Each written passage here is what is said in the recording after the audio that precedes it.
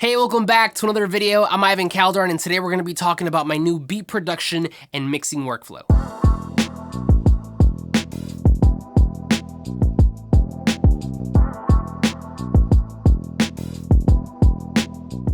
So, as I'm sure you know if you've been doing this for a while, or something that you'll soon find out if you're brand new, is that music is one of those ever-long journeys where you never really stop learning, and especially as producers where we're always looking for ways to improve our craft. My goal with this channel has always been to provide a resource for others that I didn't have when I got started with production. Ultimately though, because I too am a producer and I'm always learning, I often come across things that are not as efficient or effective anymore, or just simply things that I was doing wrong that I've now improved upon. My job then, and especially being here on YouTube teaching you, is not to pretend that I know everything, but rather to update you on what's currently working for me and what's not working for me so that you too can make the best music you can possibly make. So then today I want to talk to you about my brand new beat production and mixing workflow in hopes of also helping you improve the way you work. Before we get started though, I do want to give out a huge disclaimer, and that is that in this video, we will be focusing more on theory and the concept of this topic. Now, I know this isn't always the most exciting thing, but I really truly believe it's important for you to understand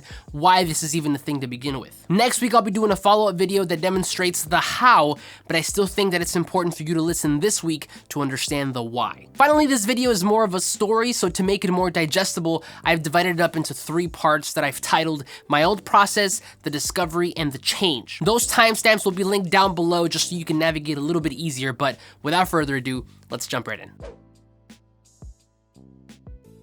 So I think it's fair to say that in the music business, and really just music in general, things are really confusing. There are often terms and words that have double meaning depending on the situation or who you talk to, and it only gets even more confusing for us, you and me, independent music producers who have to learn everything ourselves. Well, with that being said, I recently had an experience that changed the way that I produce, mix, and export my beat trackouts, and I wanted to share that with you today. Now, for some context, I've been doing music professionally for a few years now, so a lot of the work that I get includes producing full songs, EPs, and sometimes even albums for independent artists. Now, up until recently, I was doing everything myself. So I was doing the production, the mixing, the mastering, I mean, everything. I was like the guy on the corner with the trench coat. Like, what do you need? Beats, recording, your taxes done? I got you. Now, I know a lot of us start out this way where we just provide everything because we don't have the means to outsource just yet.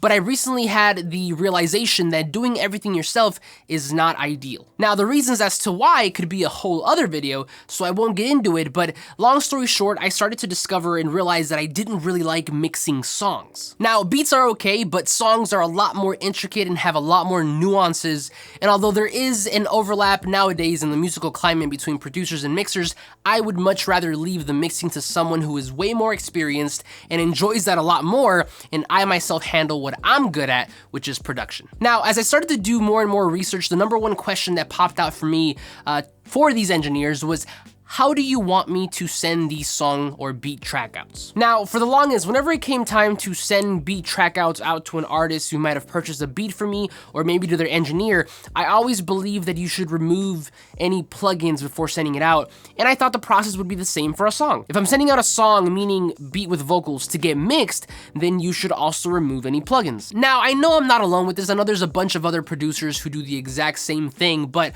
as I'll explain in a minute, I found a different way to look at things after speaking to a few mixing engineers. So the idea behind me taking out all the plugins before exporting my trackouts was that I wanted to give the engineer who was going to receive this project at the end full flexibility to do whatever they wanted to do. If, for example, I used a certain type of reverb on a snare and they didn't like it, I didn't want to force them to be locked into that specific sound. I wanted to give them full flexibility. Come to find out, however, after speaking to a few engineers how they prefer to work, a lot of them actually asked me to print out and send my tracks with effects on. As you can imagine, my mind was blown. So then my follow-up question for them was, why, 1, and number 2, if that's the case, then what's the difference between me adding plugins and you adding plugins. In other words, what do people hire you for then? The answer they gave me, as confusing as it might seem on the surface, was actually really simple. They explained to me that both could be thought of as mixing, but the approach is just slightly different. Whereas a producer is mostly using these tools to create a specific sound, a specific vibe, a mixing engineer, on the other hand, is using these same tools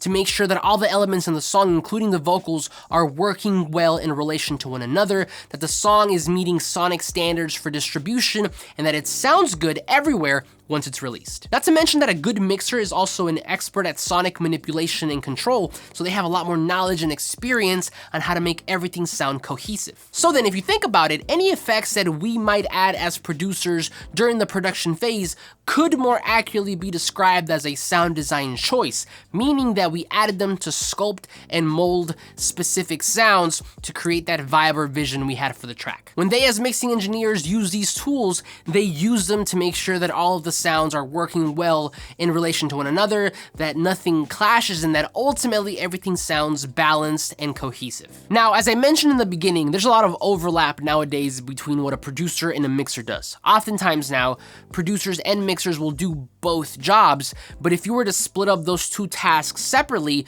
much like in my case now where I'm trying to get somebody else to mix a song, then ideally this is what that would look like. Furthermore, they went on to tell me that by sending them dry trackouts, we're actually setting them and the entire project up for failure and creating more work, because now not only do they have to spend time mixing, but also re-adding plugins to recreate the vibe that we as the producer had in mind. What's worse is that a lot of times this won't be 100% accurate because they weren't the ones with the vision. So in the end, you might get back a mix and be upset because the mixer messed things up and now the lead sounds wrong, or whatever the case might be. This can very quickly ruin the relationship between a producer and a mixer, and probably even jeopardize future opportunities, as you can probably imagine. What a lot of them ultimately told me is that they instead prefer to do the pick up where you left off approach. So to illustrate, let's say for example that you have a lead and you want it to be more drowned out and underwater because it's a sad song, so you might add an EQ to remove some of the high-end frequencies. Ideally then, you should export that sound with that EQ baked in and send it over like that. When they receive the trackouts, you're gonna pull them in,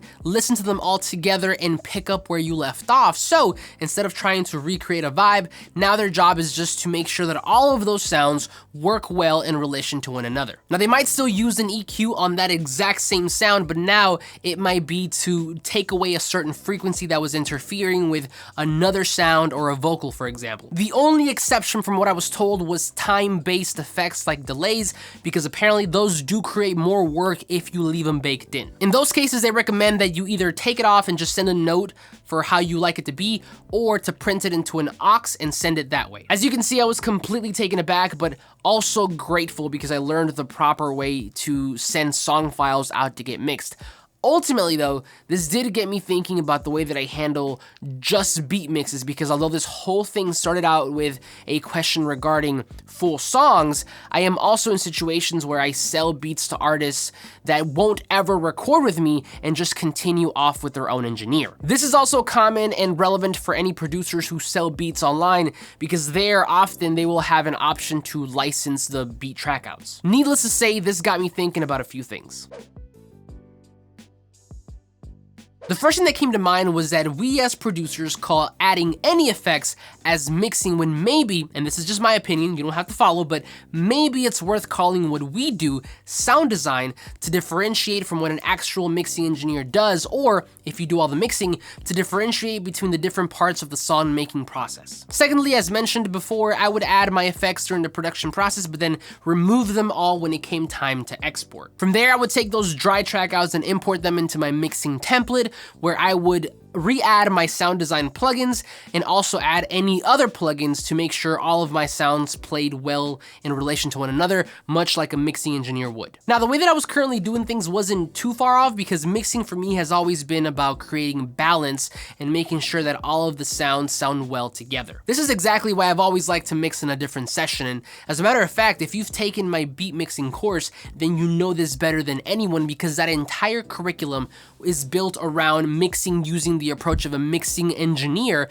to create harmony between sounds and frequencies. Thinking of these two as the same was a reason that I was removing any plugins during the production phase and ultimately causing more work for me during the mixing phase or for anybody who I might send these track outs to later. Now, technically, if you do print dry, you are getting more dynamic control because you're not forced to work with a specific sound that was baked in.